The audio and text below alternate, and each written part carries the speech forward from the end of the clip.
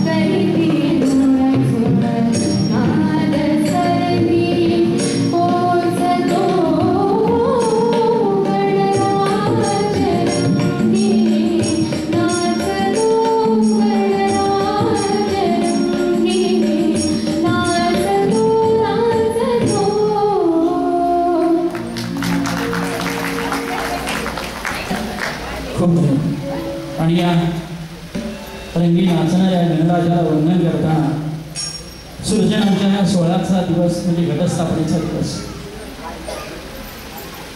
मातीच्या पोटात बीज रुजवून ते हिरवगार होईपर्यंत हा 9 दिवसाचा सगळा प्रवास, 9तीचा सगळा प्रवास, ते हिरवाईनं नटलेलं बीज मनाला सुखकर भासतंच. आणि म्हणून तर ही माता, ही धरणी म्हणजे अन्नपूर्णाच आहे. हा उत्सव 9 तेजाचा, 9तीचा, नवरात्रीचा. या नवरात्रीला या मातेची विविध रूपं पाहताना भान अगदी तल्लीन होऊन जातं, मन अगदी हरपून जातं.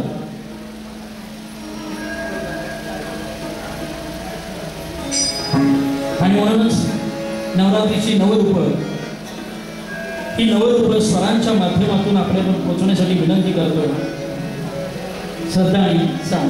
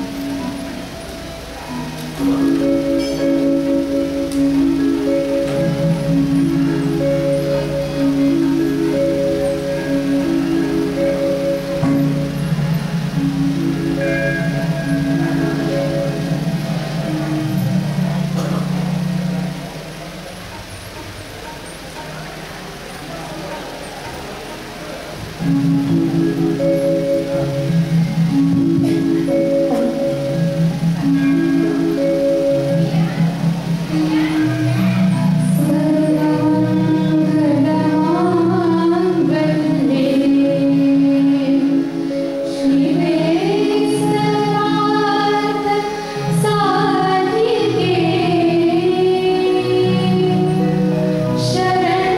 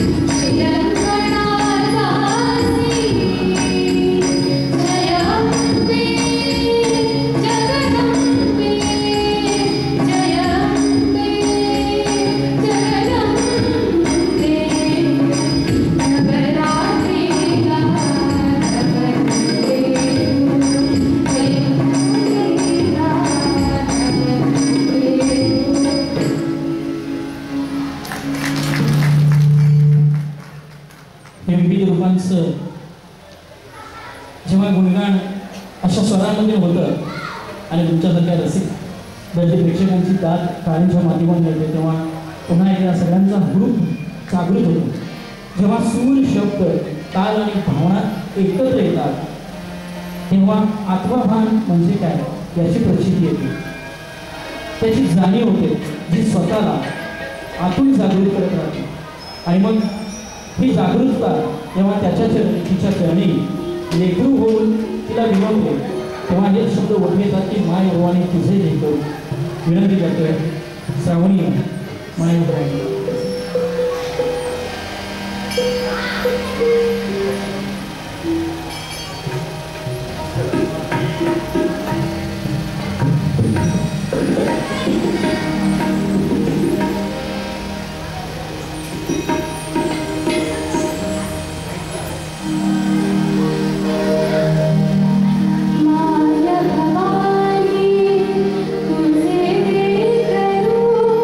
खुशी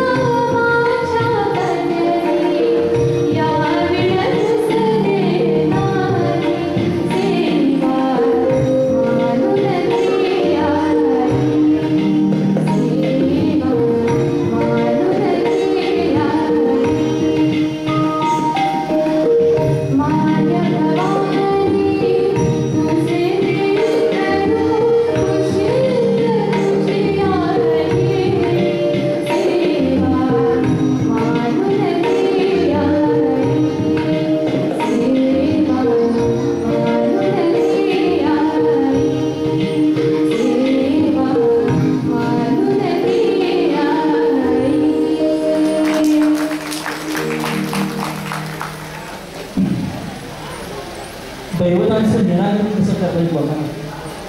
हनुमंतराय म्हणजे ताकद, कृष्ण म्हणजे प्रेम आणि विठ्ठल ही तर ओळखच आहे.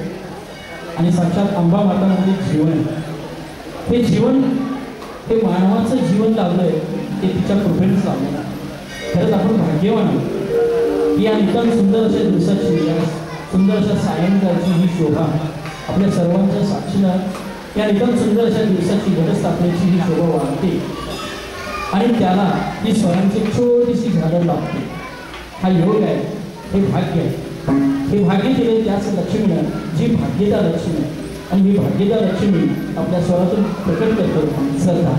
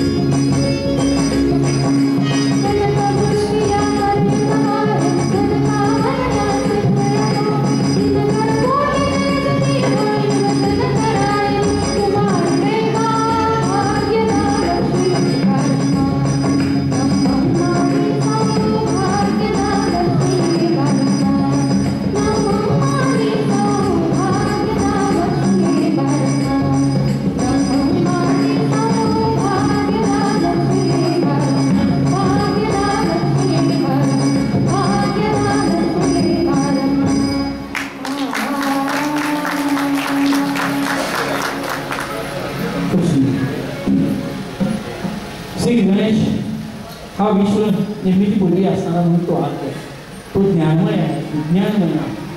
देवी शारदा ही वीणा पुस्तक धारिणी म्हणजे ती दारिद्र्य दुःख परिहारिणी अशी नवरसांची मंदाकिनी जी विश्वमोहिनी आहे आणि अभिनवाची वाग्विलासिनी आहे.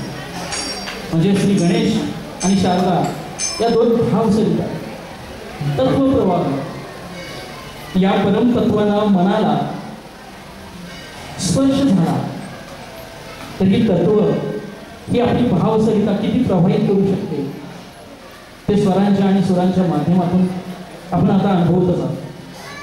या शारदेच्या परमतत्वाला स्पर्श करण्यासाठी मी विनंती करतोय श्रावणीला, जय शारदे वाग्वेश्वर.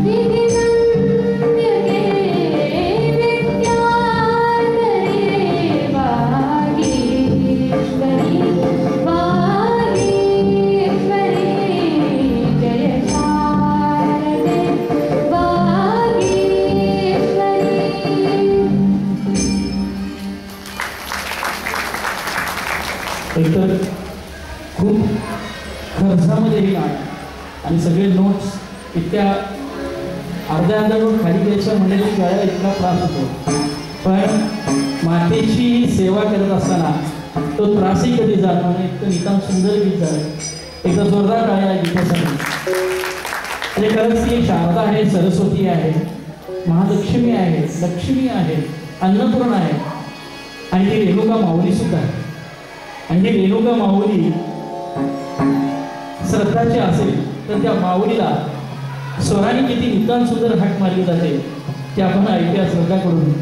माझी रेणुका माऊली.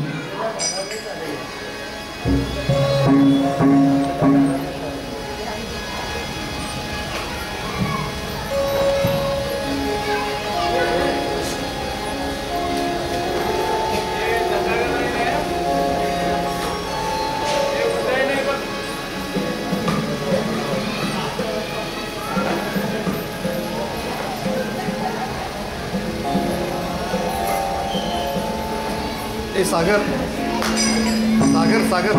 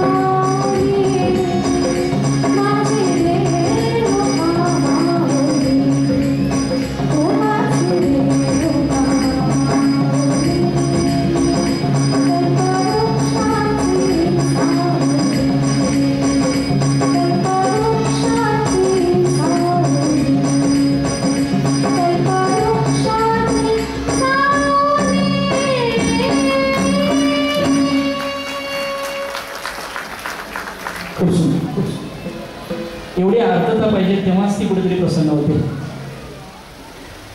तुमच्यासारखाच एकटा होता, तो म्हणला की सुख म्हणजे नक्की काय आणि ते मला मिळेल का. त्याच्या मनाला मोठा प्रश्न पडला.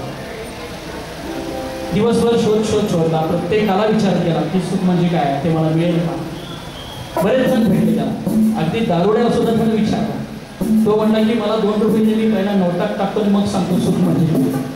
शेवटी कंटाळून दिवसभरात भटकून झाल्यानंतर मंदिराचा रस्ता त्याला सापडला आणि मंदिराकडे जाताना विचार त्याच्या डोक्यात आला की चला निदान देवाला तरी विचारूया की सुख म्हणजे काय ते मला मिळेल का. मंदिराकडे येत असताना मंदिराच्या पायऱ्यावरती त्याला एक भिकारी दिसला. त्या भिकाऱ्याला पाहिल्यानंतर त्याच्या मनात आले की अरे जगातला सगळ्यात सुखी प्राणी कोण असेल तर तो हा. त्याला काहीच करावं लागत नाही, ना कष्ट करावे लागतात ना काही करावं लागतं. त्याला विचारलं. मग त्याला त्या भिकाऱ्याला प्रश्न विचारला की बाबा रे सुख म्हणजे काय आणि ते मला मिळेल का. तेव्हा तो भिकारी म्हणला की दादा म्हणजे हा माझा डबा, त्याच्या पुढे नाणं टाकण्यासाठी तो डबा एक ठेवला. येता जाता लोक नाणं टाकतात, त्या डब्याचा आवाज होतो. बऱ्याच वेळेला लोक नाणं टाकत नाहीत, त्यावेळेला मी काय करतो, हा डबा उलटा करतो आणि वाजवतो. म्हणजे डबा सरळ असला तरी पण आवाज करतो आणि उलटा केला तरी पण तो आवाज करतो. तसंच आहे हो तुमच्या प्रश्नातच तुमचं उत्तर लढलंय की जे जे मला मिळेल त्याला सुख म्हणा. आणि मग हे सुख जेव्हा वल्लभलाही प्रश्न पडला की देवा तू तरी सांग सुख ज्याला म्हणतात ते गावशी का. विनंती करतो वल्लभला या नेत्यांसुद्धा गीतासाठी, लोकगीतासाठी, भावगीतासाठी हे आणि अक्षरशः म्हणजे एकदा वेगळ्या वळणाने हे भक्तिगीत सुद्धा म्हणून आपण आजपर्यंत ऐकलं रेडिओवरती. विनंती आहे वल्लभला.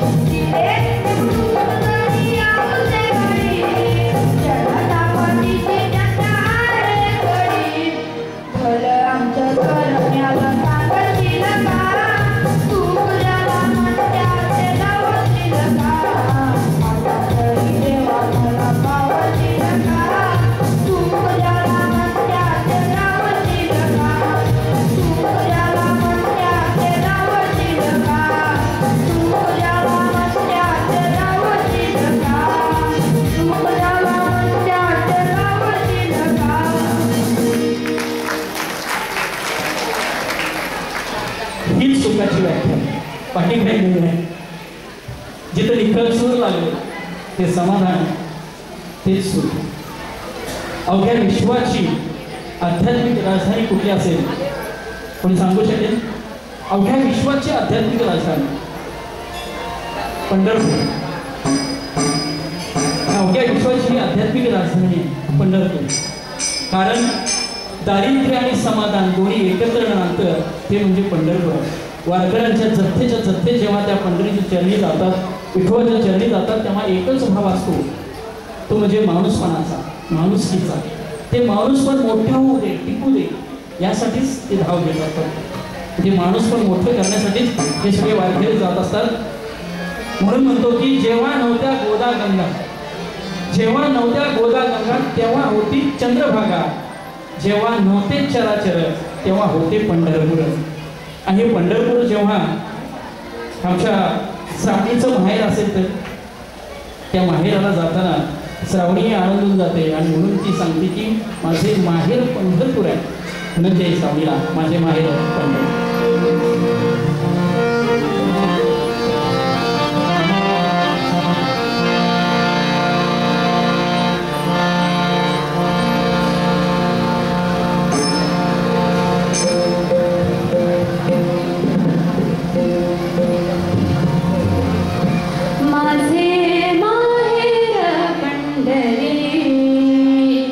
आहे भी घरे जाती